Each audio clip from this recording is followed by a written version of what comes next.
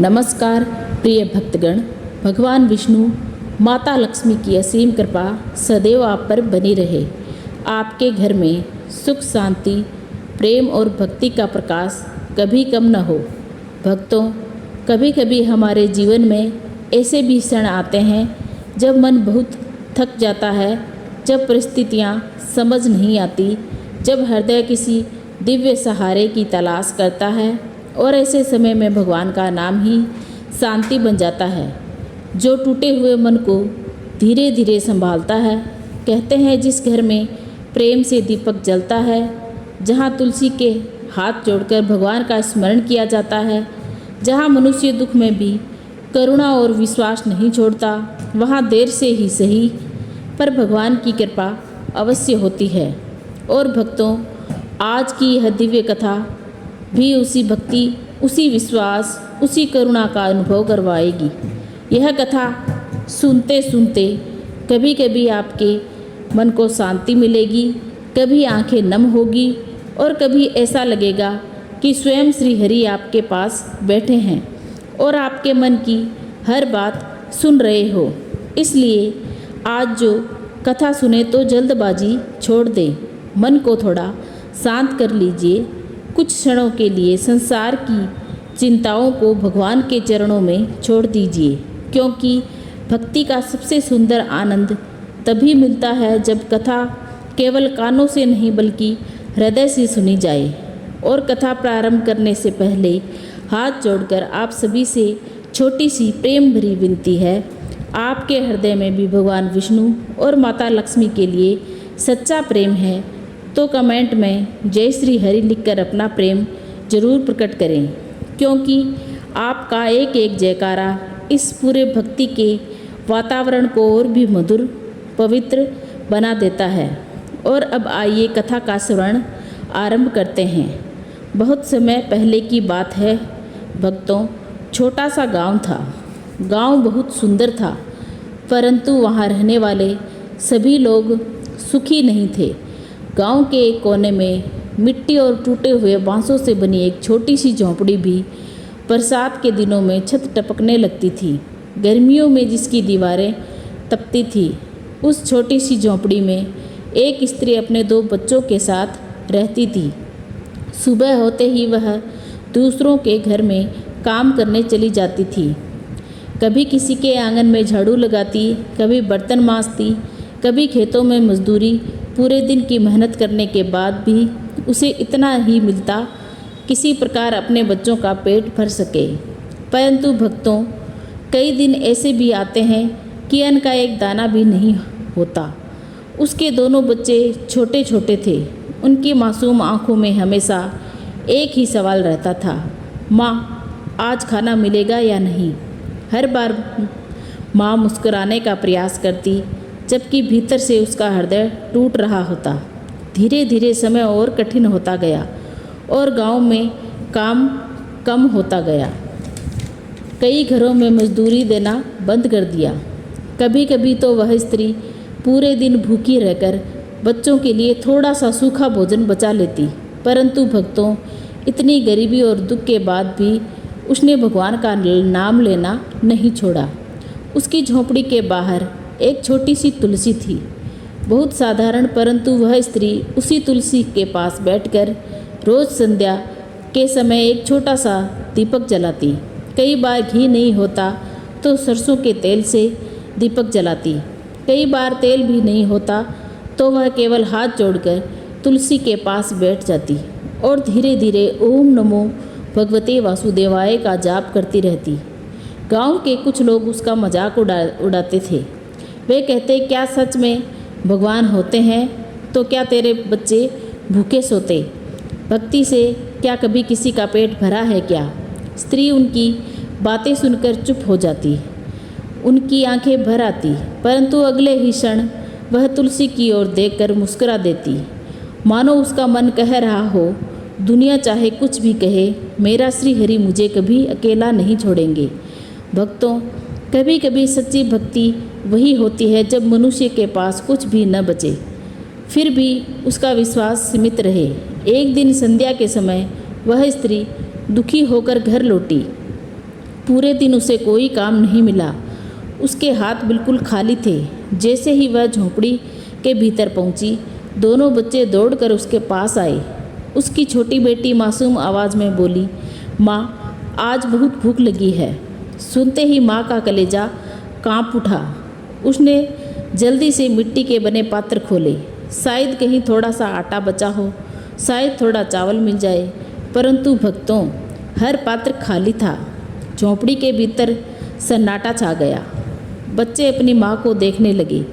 उनकी मासूम आंखों में भूख भी थी और विश्वास भी, क्योंकि उन्हें लगता था कि माँ उन्हें कभी भूखा नहीं सोने देगी। उस स्त्री ने अपने आंसू छिपा लिए। वह बच्चों के पास बैठ गई। बहुत प्रेम से उसके सिर पर हाथ फेरते हुए बोली, मेरे बच्चों, थोड़ा धैर्य रखो, श्री हरि सब ठीक करेंगे। परंतु जैसे ही उसने यह शब्द कहे, उसकी आवाज़ कांप गई। धीरे धीरे रात और गहरी हो गई। माँ ने कहा, बच्चों, थोड़ी देर आंखें बंद कर लो, श्री हरि सब ठीक कर देंगे। बच्चों को अपनी माँ की बातों पर पूरा भरोसा था। परंतु जैसे ही बच्चे थोड़ी देर के लिए शांत हुए, वह माँ धीरे धीरे झोंपड़ी के एक कोने में चली गई। वहाँ मिट्टी का एक छोटा सा पात्र रखा था। उसे उसने भी उठाकर देखा। शायद कोई चमत्कार हो जाए, शायद थोड़ा सा आटा कहीं कोने में बचा हो। पात्र बिल्कुल खाली था। यह देख वह उदास हो गई। माँ, भूख लगी है। सुनते ही माँ की आंखें भर आई।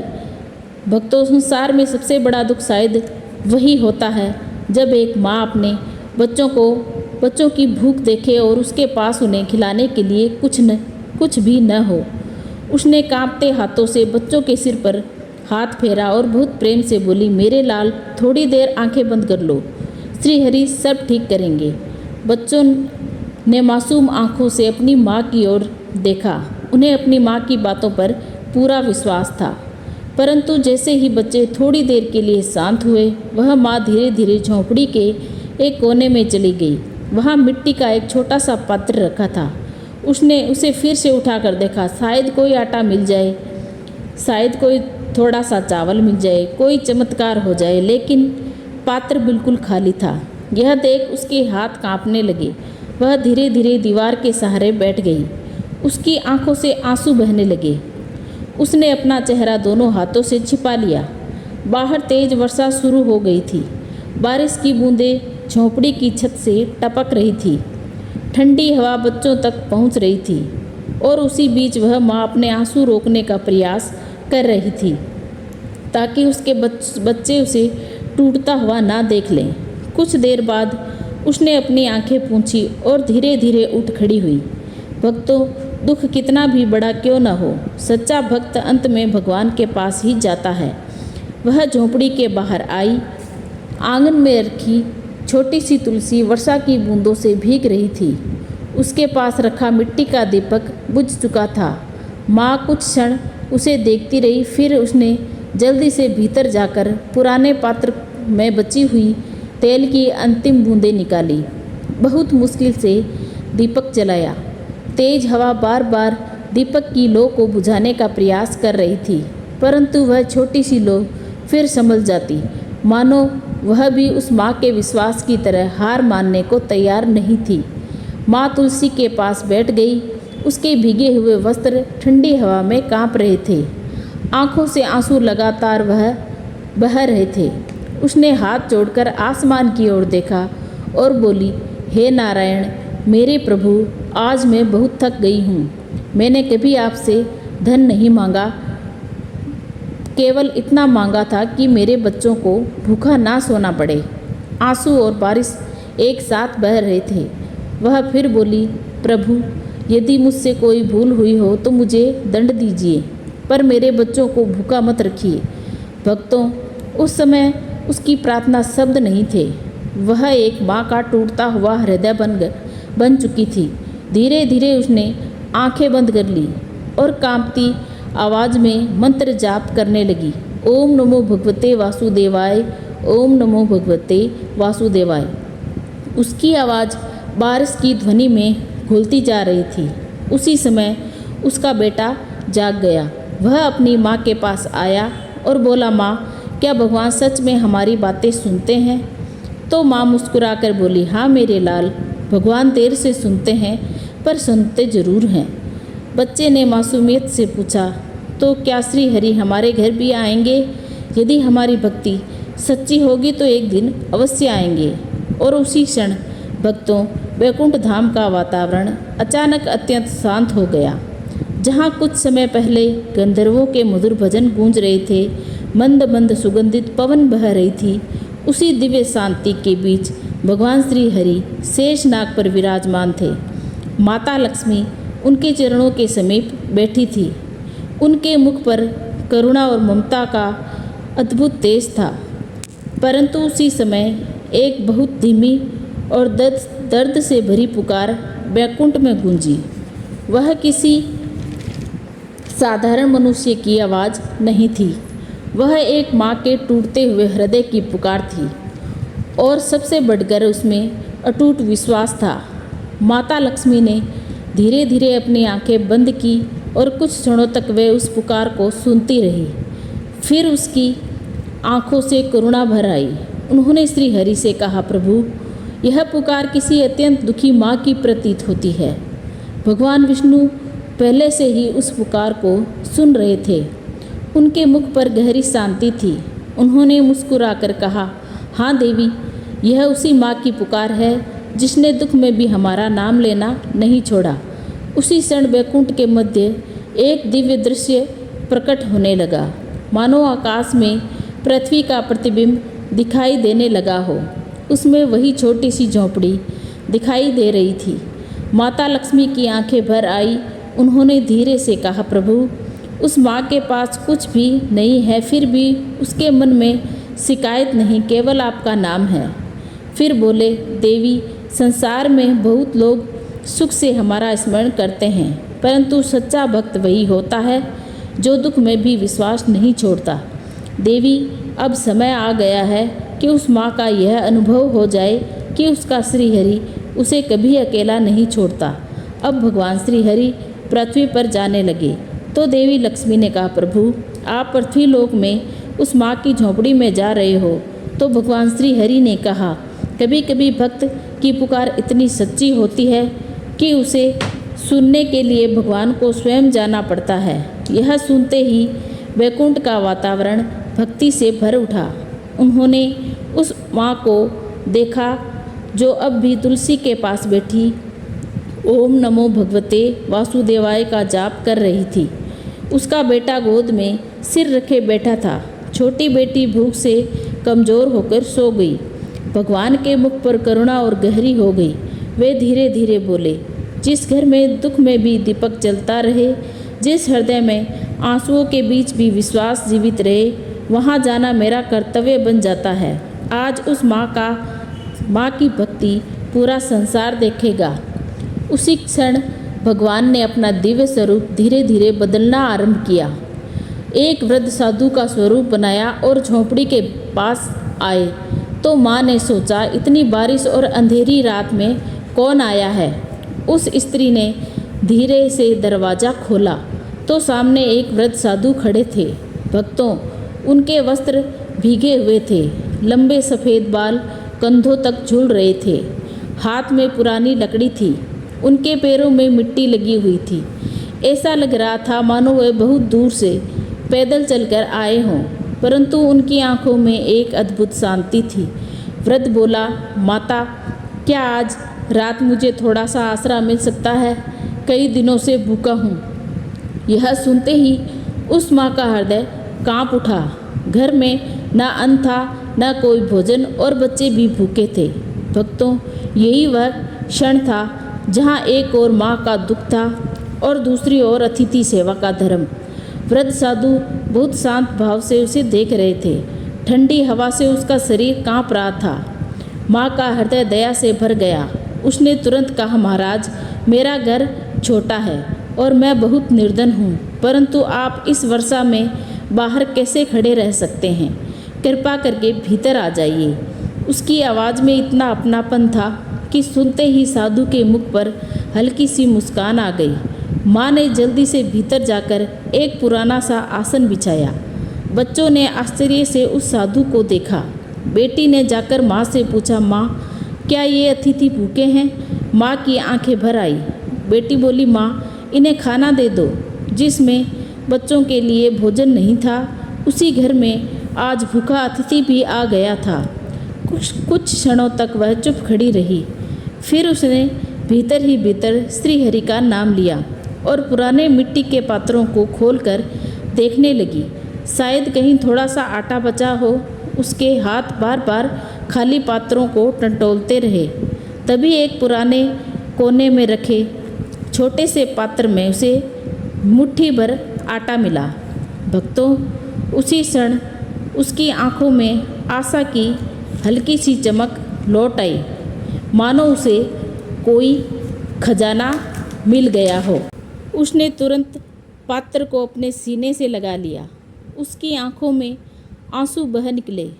वह मन ही मन बोली, हे श्री हरि, आपने अतिथि को भेजा है तो सेवा का मार्ग भी आपने ही दिया। फिर वह रोटी बनाने जा रही थी। झोंपड़ी के भीतर केवल चूल्हे की हल्की आंच दिखाई दे रही थी। बाहर वर्षा लगातार हो रही थी। उसी बीच वह निर्धन माँ मिट्टी के चूल्हे के सामने बैठी कांपते हाथों से आटा गूंथ रही थी। लेकिन भक्तों, वह आटा कोई साधारण आटा नहीं था। वह आटा उस घर की अंतिम आशा थी। लेकिन उस स्त्री ने वह आटा अतिथि के लिए निकाल दिया था। मन ही मन करुणा थी। पीछे बैठा उसका बेटा चुपचाप अपनी माँ को देख रहा था। उसकी मासूम आंखों में भूख भी थी। वह अपनी माँ को परेशान देखकर शांत बैठा था। माँ ने कहा, बेटा, भूखे को भोजन कराने से भगवान बहुत प्रसन्न होते हैं। भक्तों, यह कहते ही उसका अपना गला भर आया था, क्योंकि वह जानती थी कि उसके अपने बच्चे भी भूखे हैं और भगवान श्री हरि का पूरा विश्वास था। वृद्ध साधु शांत भाव से एक कोने में बैठे उस माँ को देख रहे थे। घर में घी, तेल, सब्जी कुछ भी नहीं था। फिर भी उसने उस छोटी सी थाली को बहुत प्रेम से सजाया, मानो उसके पास संसार का सबसे बड़ा भोजन है। उसने वह थाली उस वृद्ध साधु के सामने रख दी। उस स्त्री ने कहा, महाराज क्षमा कीजिएगा, मेरे पास बस इतना ही है। माता, प्रेम से दिया गया भोजन कभी छोटा नहीं होता। यह शब्द सुनते ही माँ की आंखें भर आई। बच्चे उसी रोटी को देख रहे थे। उनकी भूख उनके चेहरे पर साफ दिखाई दे रही थी, परंतु उन्होंने अपनी माँ से कुछ भी नहीं कहा। भक्तों, यही संस्कार और भक्ति उस छोटे से घर की सबसे बड़ी संपत्ति थी। फिर साधु ने कहा, माता, तुम्हारे अपने बच्चे भी भूखे हैं, फिर भी तुमने अंतिम भोजन मुझे दे दिया। वह बोली, महाराज, भूख से बड़ा दुख केवल एक होता है, वह है भगवान पर से विश्वास खो देना। वह आगे बोली, यदि मेरे बच्चे आज भूखे हैं तो शायद यह भी श्री हरि की कोई परीक्षा होगी, पर मैं इतना जानती हूँ कि भूखे अतिथि को लौटाकर मैं अपने प्रभु को दुखी नहीं कर सकती। भक्तों, उस समय वह छोटी सी झोंपड़ी किसी मंदिर से कम नहीं लग रही थी। वहाँ सच्चा प्रेम था, और जहाँ सच्चा प्रेम होता है वहाँ भगवान स्वयं उपस्थित होते हैं। बाहर की वर्षा भी शांत हो गई। उसी क्षण उस वृद्ध साधु की आंखों में एक अद्भुत दिव्य चमक प्रकट होने लगी, और उसी मंद प्रकाश में वह निर्धन माँ हाथ जोड़कर शांत बैठी थी।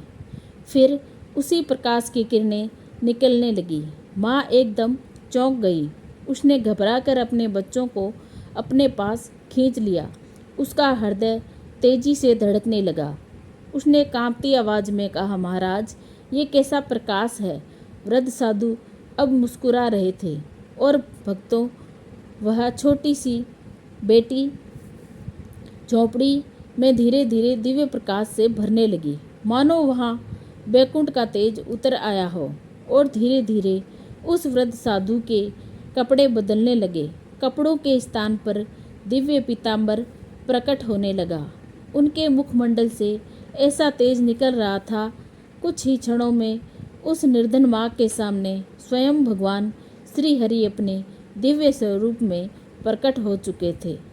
वह स्त्री रोते हुए बार बार कहने लगी, प्रभु मेरे नारायण, क्या सच में आप मेरे घर आए हैं? मैं आपको पहचान भी नहीं पाई। प्रभु मुझे क्षमा कर दीजिए। श्री हरि ने बहुत प्रेम से उसे उठाया।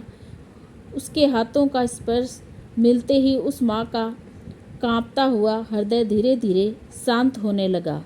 भगवान ने कहा, माता, जिसे संसार ने अकेला छोड़ दिया, उसे मैं कैसे अकेला छोड़ सकता हूँ? यह शब्द सुनते ही माँ ने हाथ जोड़कर कहा, हे प्रभु, मेरे पास आपको देने के लिए कुछ भी नहीं था, फिर भी आप मेरे घर में आए।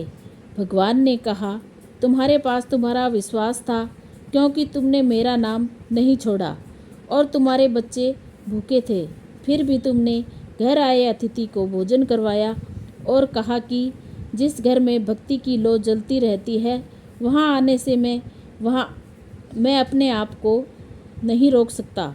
बच्चों ने कहा, माँ, ये वही भगवान है जो तुम बार बार उनका नाम लेती हो। माँ ने कहा, हाँ बच्चों, ये वही भगवान है। तो भगवान ने कहा, बच्चों, आज से तुम्हें भूखा नहीं सोना पड़ेगा। स्त्री भगवान के चरणों में गिर पड़ी और कहा, भगवान, मुझे धन नहीं चाहिए, बस मेरे बच्चे भूखे न सोए। तो भगवान बोले, आज तुम्हारी भक्ति ने वैकुंठ तक को भावुक कर दिया। तुम्हारे आंसू व्यर्थ नहीं जाएंगे। मिट्टी के पुराने पात्र चमकने लगे, तुलसी की पत्तियाँ सोने जैसी आभा में उतर आई और खाली पड़े पात्र अन्न से भरने लगे और छोटी सी झोंपड़ी महल में बदल गई। वह स्त्री और उसके बच्चे खुशी खुशी अपना जीवन व्यतीत करने लगे। बोलिए श्री हरि नारायण भगवान की जय।